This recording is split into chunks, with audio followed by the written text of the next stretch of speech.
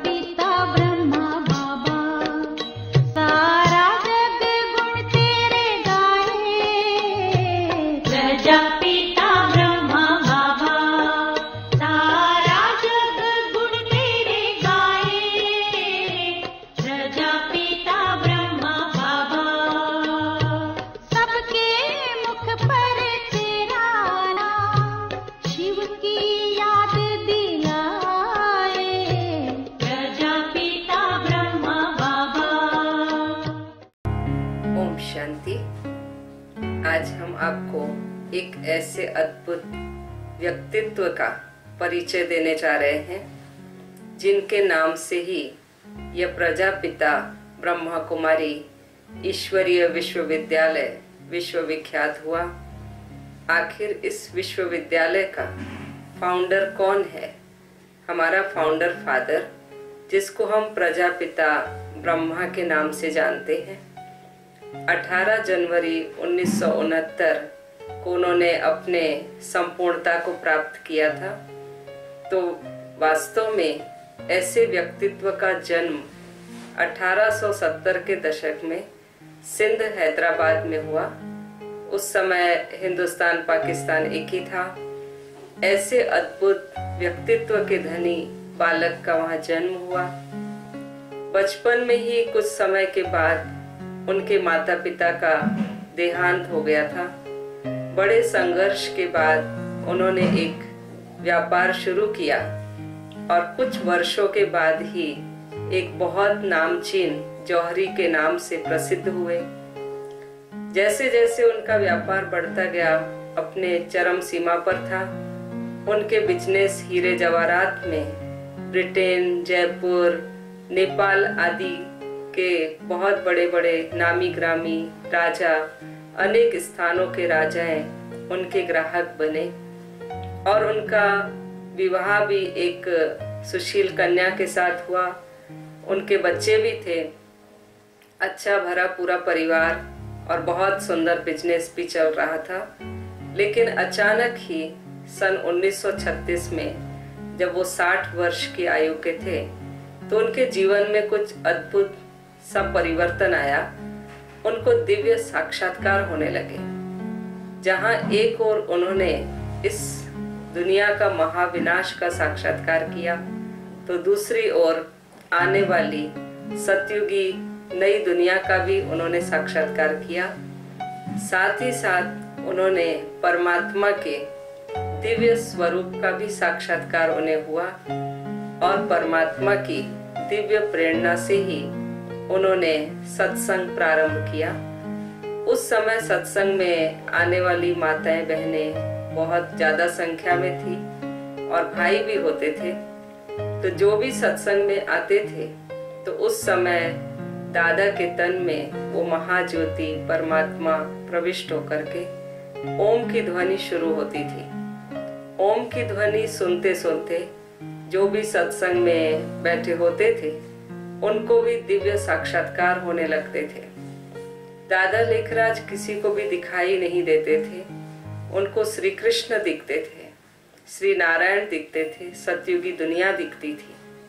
धीरे धीरे ये सब होते होते दादा लेखराज को इस पुरानी दुनिया से वैराग्य आने लगा और परमात्मा की दी हुई श्रीमत के अनुसार सत्संग कराते रहे और उस सत्संग का नाम पड़ा ओम मंडली।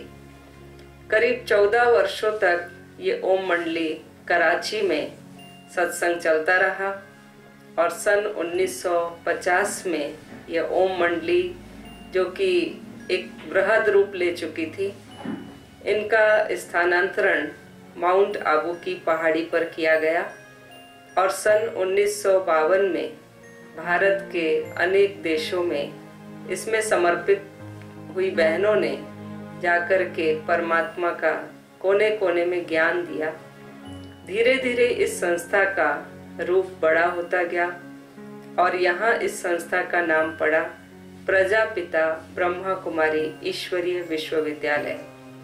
धीरे धीरे ये संस्था बढ़ती गई, वट वृक्ष की तरह इसका स्वरूप बढ़ता गया और आज हम देखते हैं देश विदेश में 144 देशों में संस्था के हजारों सेवा केंद्र हैं।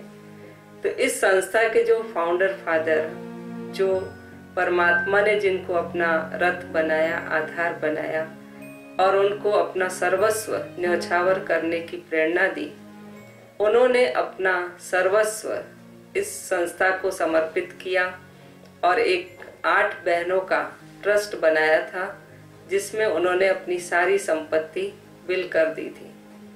उनकी इस कार्यशैली को देख के अनेक आत्माओं ने अपना जीवन समर्पित किया और संस्था का कार्य बहुत सुचारू रूप से चलता रहा। जब ये संस्था माउंट आबू आई तो 1952 में बहनें अनेक स्थानों पर सेवा के लिए निकली। धीरे धीरे इस संस्था की सेवाएं बढ़ती गई, लेकिन परमात्मा का कार्य दिनों दिन जैसे बढ़ता गया तो उतना ही प्रजापिता ब्रह्मा भी अपने निरंतर तपस्या के द्वारा अपनी संपूर्ण स्थिति की ओर आगे बढ़ते गए। आखिर एक दिन ऐसा इस संस्था में आया जो किसी को भी मंजूर नहीं था।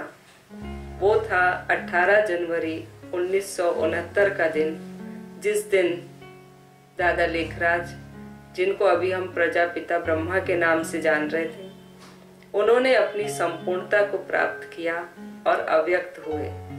तो किसी को भी विश्वास नहीं हो रहा था कि बाबा इतना जल्दी हम सबके बीच में से चले जाएंगे, अव्यक्त हो जाएंगे। लेकिन देखा गया बाबा के अव्यक्त होने के बाद इस संस्था के जो पूर्व में कुछ विरोधी लोग थे, उन्होंने सोचा कि संस्था का फाउंडर फादर चला गया, अब देखते ये चंद माताएं बहनें क्या करती हैं। लेकिन ये कार्य दादा लेखराज का नहीं था, स्वयं परमात्मा का था। इसलिए ये कार्य रुका नहीं और परमात्मा की इन कार्य गतिविधियों को और आगे बढ़ता देख लोगों को ये मानना पड़ा कि वास्तव में ये ईश्वरीय कार्य है।